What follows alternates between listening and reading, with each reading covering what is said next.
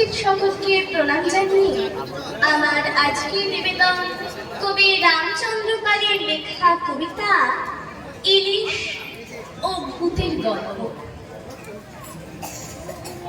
একদিন এক অন্ধকারে অমাবস্যার রাতে কিনছিলাম এক ইলিশ কিনে ঝুলিয়ে নিয়ে হাতে। নধর কান্তি ইলিশখানা টাটকা এবং তাজা, জমে দারুণ খিচুড়ি আর সঙ্গে ইলিশ ভাজা। কয়েক পেটি ঝোলে খাবো, কয়েক পেটি ঝাল, লেজা মোড়র চচ্চড়ি আর কাঁটা দিয়ে ডাল, সর্ষে বাটা দিয়ে আহা খাবো কয়েক পেটি। ভাবতে ভাবতে ইলিশ নিয়ে বাড়ির দিকে হাঁটি।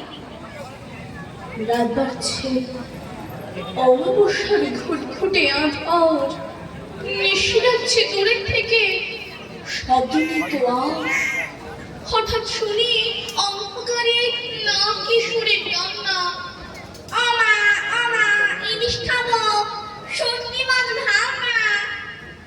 মা বলছে, আহা বাচ্চা ভাবনা কি শেয়ার, ওই তো যাচ্ছে ইলিশ নিয়ে মরকে দেওয়ার ঘাট।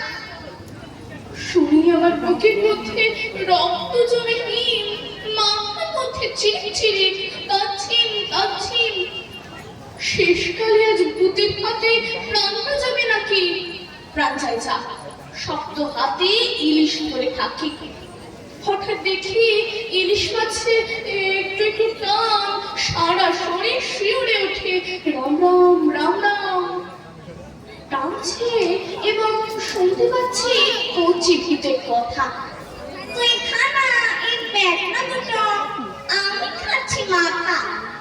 তুই নীলা এই পিঠের দিকটা, আমাকে রে দিন, ইলিশটাকে দারুণ যেন কুলফি আইসক্রিম। রামনাথা বলতে বলতে হাঁটা তো নয় ছোটা, সারা শরীর দিয়ে আমার ঝরছে ঘামের ফোঁটা। আজকে নিয়ে প্রাণটা বাড়ি ফিরলে কোনো মতে, আর কোনোদিন আসবো না এই শ্যামলা মনের পক্ষে। ওই তো বাড়ি যাচ্ছে দেখা, দূরের থেকে আলো যে পড়েছে। ভূতের সব কোথায় দাঁড়িয়ে গেল? হাতের দিকে তাকিয়ে আমার চক্ষু ফাটা ফাটা। ইলিশ কোথায়? ঝুলছে দেখি শুধু ইলিশ কাঁটা। নমস্কার।